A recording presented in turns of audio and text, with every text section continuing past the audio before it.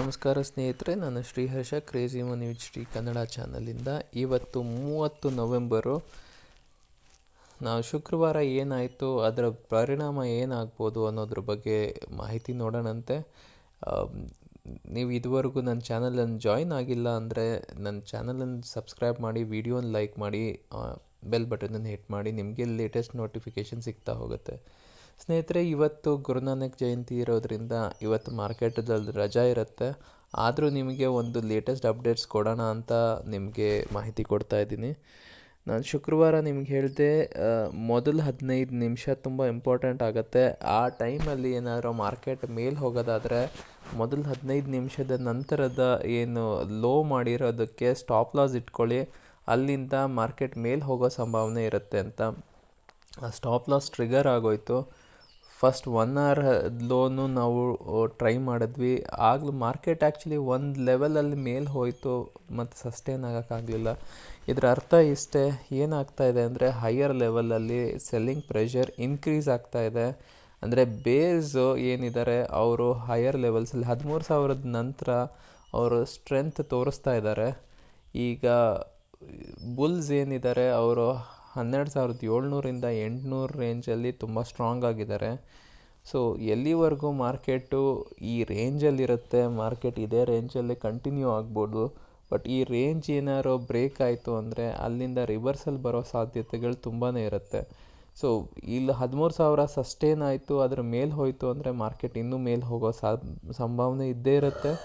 But ಅದು in fact negative ಸೈಡಲ್ಲಿ close ಆಯಿತು ಅಂದರೆ ನಾವು ತುಂಬ ಸ್ಟ್ರಾಂಗಾಗಿ ನೆಗೆಟಿವ್ ಕರೆಕ್ಷನ್ ಕೊಡೋ ಸಂಭಾವನೆಯೂ ಇರುತ್ತೆ. ನಾವು ಅದರಿಂದ ಸ್ವಲ್ಪ ಸಾವಧಾನವಾಗಿರಬೇಕಾಗತ್ತೆ. ಈಗೇನಾಯಿತು ಅಂದರೆ, ನಾನು ನಿಮ್ಗೆ ಹೇಳ್ದಂಗೆ ಇಂಡಿಯನ್ ಮಾರ್ಕೆಟಲ್ಲೇ ನೆಗೆಟಿವ್ ಆಯಿತು, ಪಾಸಿಟಿವ್ ಆಗಲಿಲ್ಲ, ಸ್ಟಾಪ್ ಲಾಸ್ ಟ್ರಿಗರ್ ಆಗೋಯಿತು. ಬಟ್ ಅದೇ US ಮಾರ್ಕೆಟಲ್ಲಿ ನೋಡಿ, ಪ್ರತಿಯೊಂದು ನಾನು ನಿಮ್ಗೆ ಹೇಳಿದೆ ಬ್ಲ್ಯಾಕ್ ಫ್ರೈಡೇಗೆ ಜನರಲಿ ಮಾರ್ಕೆಟ್ ಪಾಸಿಟಿವ್ ಆಗಿ ಕ್ಲೋಸ್ ಆಗುತ್ತೆ. ಹಿಸ್ಟಾರಿಕಲಿ ಅದಾಗಿದೆ ಅಂತ. ಅದೇ ರೀತಿ ಪಾಸಿಟಿವ್ ಆಗಿ ಕ್ಲೋಸ್ ಆಗಿದೆ. ನ್ಯಾಸ್ಡ್ಯಾಕ್, S&P, ಡೌ ಜೋನ್ಸ್ ಎಲ್ಲ ಪಾಸಿಟಿವ್ ಆಗಿ ಕ್ಲೋಸ್ ಆಗಿದೆ. ಬಟ್ ಆದ್ರೂ ಇಲ್ಲೂ ಒಂಥರ ಫ್ಲ್ಯಾಟಿಶ್ ಕೈಂಡ್ ಆಫ್ ನೋಡ್ ಬರ್ತಾ ಇದೆ. ಪ್ರತಿಯೊಂದು ಮಾರ್ಕೆಟು ಇವಾಗ ಒಂದು ರೆಸಿಸ್ಟೆನ್ಸ್ ಲೆವೆಲಲ್ಲಿ ಬಂದ್ಬಿಟ್ಟಿದೆ. ಡೌ ಜೋನ್ಸ್ ಆಗಲಿ, ನ್ಯಾಸ್ಡ್ಯಾಕ್ ಆಗಲಿ, S&P ಆಗಲಿ, ಪ್ರತಿಯೊಂದು ಒಂದು ಇಂಪಾರ್ಟೆಂಟ್ ರೆಸಿಸ್ಟೆನ್ಸ್ ಲೆವೆಲಲ್ಲಿದೆ. ಈ ಲೆವೆಲಲ್ಲಿ ಇನ್ಫ್ಯಾಕ್ಟ್ ಸಸ್ಟೈನ್ ಮಾಡೋಕ್ಕಾಗಲಿಲ್ಲ ಅಂದರೆ ಇಲ್ಲಿಂದನೂ ನೆಗೆಟಿವ್ ಫ್ಯಾಕ್ಟರ್ ಆಗೋ ಸಂಭಾವನೆ ಜಾಸ್ತಿ ಇರುತ್ತೆ. ಅದೇ ಇಲ್ಲಿಂದ ಸಸ್ಟೈನ್ ಆಗಿ ಇನ್ನೂ ಸ್ಟ್ರಾಂಗಾಗಿ ಅಪ್ ಮೂವ್ ಕೊಡ್ತು ಅಂದರೆ ಇಲ್ಲಿಂದ ಇನ್ನೂ ಫಾಸ್ಟಾಗಿ ಮೂವ್ ಆಗೋ ಚಾನ್ಸಸ್ಸು ಇರುತ್ತೆ. ತುಂಬ ಇಂಪಾರ್ಟೆಂಟ್ ಡಿಸಿಸಿವ್ ಪಾಯಿಂಟ್ಸಲ್ಲಿದ್ದೀವಿ. ಬಟ್ ಈಗ ಸದ್ಯಕ್ಕಂತೂ ಯಾವುದೇ ರೀತಿಯ ಕನ್ಕ್ಲೂಷನ್ ತೊಗೊಳಕ್ಕಾಗಲ್ಲ. ಒಂದು ಸೈಡ್ ವೇಸ್ ಪ್ಯಾಟ್ರನ್ನಲ್ಲಿ ಮೂವ್ ಆಗೋ ಸಂಭಾವನೆ ಇರುತ್ತೆ. ನೀವು ಇಲ್ಲಿ ನೋಡ್ಬೋದು, ನಮ್ಮದು ಇಂಡಿಯನ್ ಮಾರ್ಕೆಟಲ್ಲೂ ಅದೇ ರೀತಿಯಾಗಿ ಮೂಮೆಂಟ್ ಬರುತ್ತೆ. ಅದೇ ಮುಖ್ಯವಾಗಿ ನಾನು ನಿಮಗೆ ನೋಡಬೇಕಾಗಿರೋದು ಅಂದರೆ, ನಿಮ್ಗೆ ಹೇಳಬೇಕಾಗಿರೋದು ಅಂದರೆ ಗೋಲ್ಡ್ ಮತ್ತು ಸಿಲ್ವರ್.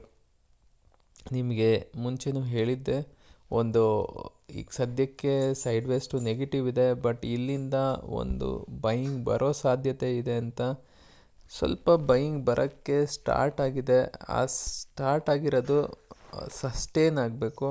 ಇವತ್ತೇನಾದರೂ ನಾವು ಪಾಸಿಟಿವ್ ಕ್ಲೋಸಿಂಗ್ ಕೊಡ್ತೀವಿ ಅಂದರೆ ಗೋಲ್ಡ್ ಮತ್ತು ಸಿಲ್ವರಲ್ಲಿ ಪ್ರಾಬಬ್ಲಿ ಈ ಏನು ನೆಗೆಟಿವ್ ಫ್ಯಾಕ್ಟರ್ ಇತ್ತು ಅದು ಆಲ್ಮೋಸ್ಟ್ ಮುಗ್ದಿರೋ ಚಾನ್ಸಸ್ ಇರುತ್ತೆ. ಅದೇ ಇನ್ ಕೇಸ್ ಮುಗೀತು ಅಂದರೆ ಇಲ್ಲಿಂದ ಪ್ರಾಬಬ್ಲಿ ನಾವು ಮತ್ತೆ ಪಾಸಿಟಿವ್ ಅಟ್ಮಾಸ್ಫಿಯರ್ ಹೋಗೋ ಸಾಧ್ಯತೆಗಳು ಜಾಸ್ತಿ ಇರುತ್ತೆ. ನೀವು ಸಿಲ್ವರ್ ಸ್ವಲ್ಪ ಜಾಸ್ತಿ ಸ್ಟ್ರಾಂಗ್ ಆಗಿದೆ ಗೋಲ್ಡ್ ಕಂಪೇರ್ ಮಾಡಿದ್ರೆ, ಮತ್ತೆ ಒಂದು ಪಾಸಿಟಿವ್ ಅಪ್ ಮೂವ್ ಕೊಡ್ಬೋದು. ಪಾಸಿಟಿವ್ ಅಪ್ ಮೂವ್ ಇನ್ನೂ ನಾವು ಏನು ತುಂಬ ಸ್ಟ್ರಾಂಗ್ ಅಂತ ಎಕ್ಸ್ಪೆಕ್ಟ್ ಮಾಡ್ತಾ ಇಲ್ಲ. ಬಟ್ ಒಂದು ರೇಂಜಲ್ಲೇ ಇರುತ್ತೆ. ಬಟ್ ಈ ರೇಂಜ್ ಇವಾಗ ಪಾಸಿಟಿವ್ ಅಟ್ಮಾಸ್ಫಿಯರ್ಗೆ ಶಿಫ್ಟ್ ಆಗೋ ಸಂಭಾವನೆ ಜಾಸ್ತಿ ಇರುತ್ತೆ. ಅದೇ ಕ್ರೂಡ್ ಆಯಿಲಲ್ಲಿ ನಾನು ನಿಮಗೆ ಮುಂಚೆನೂ ಹೇಳ್ತಾ ಬಂದಿದ್ದೀನಿ, ಇಲ್ಲಿಂದ ಜಾಸ್ತಿ ಹೆಡ್ ರೂಮ್ ಇಲ್ಲ ಮೇಲೆ ಹೋಗೋಕ್ಕೆ. ಇಲ್ಲಿಂದ ಕರೆಕ್ಷನ್ ಬರೋ ಸಾಧ್ಯತೆಗಳು ಜಾಸ್ತಿ ಇದೆ ಅಂತ. ಸೊ ಇಲ್ಲಿಂದ crude oil side ways to negative ಹೋಗೋ ಸಂಭಾವನೆ ಇರುತ್ತೆ. Gold side ways to positive ಹೋಗೋ ಸಂಭಾವನೆ ತುಂಬ ಜಾಸ್ತಿ ಇರುತ್ತೆ. ನೀವು ಕ್ರಿಪ್ಟೋ ಕರೆನ್ಸಿಲೂ ನೋಡ್ಬೋದು ಸ್ನೇಹಿತರೆ. ನಾನು ನಿಮಗೆ ಲಾಸ್ಟ್ ಮಂತಲ್ಲಿ 12,000ದಿಂದ 20,000ವರೆಗೂ ಹೋಯಿತು. ಅದೇ ಆ 20,000 ಹತ್ತತ್ರ ಏನಿದೆ ಅದು ರೆಸಿಸ್ಟೆನ್ಸ್ ತಗೊಂಡು ಅಲ್ಲಿಂದ ಶಾರ್ಪಾಗಿ ಡೌನ್ವರ್ಡ್ ಕರೆಕ್ಷನ್ ಕೊಟ್ಟಿದೆ. ಇಲ್ಲೂ ಕ್ರಿಪ್ಟೋ ಕರೆನ್ಸಿಲೂ ಏನಾಗ್ಬೋದು ಅಂದರೆ ಏನಾದರೂ ಆಲ್ ಟೈಮ್ ಹೈಯನ್ನು ಕ್ರಾಸ್ ಮಾಡ್ತು ಅಂದರೆ ಅಲ್ಲಿಂದ ಮತ್ತೆ ಸ್ಟ್ರಾಂಗಾಗಿ ಮೂವ್ ಕೊಡ್ಬೋದು ಅಪ್ಸೈಡಲ್ಲಿ. ಬಟ್ ನೀವು ಗೋಲ್ಡ್ ಸಿಲ್ವರಲ್ಲೂ ನೋಡ್ಬೋದು ಅಷ್ಟು ಸ್ಟ್ರಾಂಗಾಗಿ ಅಪ್ ಮೂವ್ ಕೊಟ್ಟಾದಮೇಲೆ ಕರೆಕ್ಷನ್ ಕೊಡ್ತು, ಅದಾದಮೇಲೆ ಸ್ಲೋ ಆಗಿ ನೆಗೆಟಿವ್ಗೆ ಮೂವ್ ಆಗ್ತಾಯಿದೆ. ಅದೇ ರೀತಿಯಾಗಿ ಕ್ರಿಪ್ಟೋ ಕರೆನ್ಸಿಲೂ ಆಗ್ಬೋದು, ಅದೇ ರೀತಿಯಾಗಿ ಸ್ಟಾಕ್ ಮಾರ್ಕೆಟಲ್ಲೂ ಆಗ್ಬೋದು.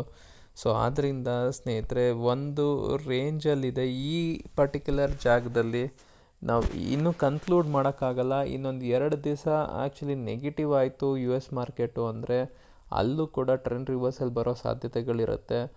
US ಮಾರ್ಕೆಟ್ ಟ್ರೆಂಡ್ ರಿವರ್ಸಲ್ ಆಯಿತು ಅಂದರೆ ಗ್ಲೋಬಲ್ ಮಾರ್ಕೆಟ್ಸ್ಗೆ ತುಂಬ ನೆಗೆಟಿವ್ ಆಗೋ ಸಂಭಾವನೆ ಇರುತ್ತೆ. ಇಂಡಿಯನ್ ಮಾರ್ಕೆಟ್ ಮೂಮೆಂಟಮ್ಮು ತುಂಬಾ ಸ್ಟ್ರಾಂಗ್ ಇದೆ.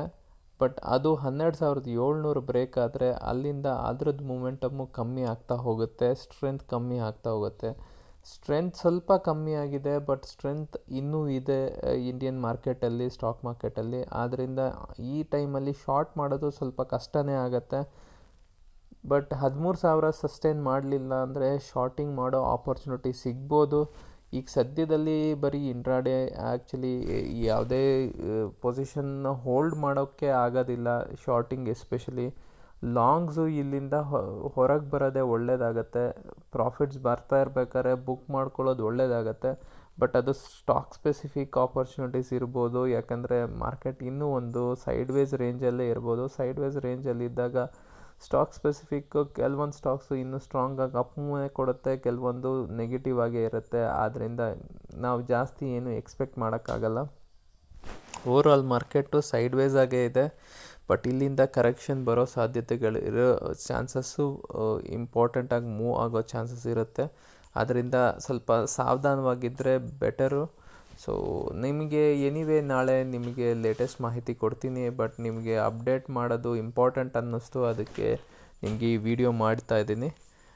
ಸ್ನೇಹಿತರೆ, ಇನ್ನೂ ನನ್ನ ಚಾನಲ್ನ ಸಬ್ಸ್ಕ್ರೈಬ್ ಮಾಡಿಲ್ಲ ಅಂದರೆ ಚಾನಲ್ನ ಸಬ್ಸ್ಕ್ರೈಬ್ ಮಾಡಿ, ವಿಡಿಯೋನ ಲೈಕ್ ಮಾಡಿ, ಬೆಲ್ ಬಟನನ್ನು ಹಿಟ್ ಮಾಡಿ. ನಿಮಗೆ ಲೇಟೆಸ್ಟ್ ಮಾಹಿತಿ ಸಿಗ್ತಾ ಹೋಗುತ್ತೆ.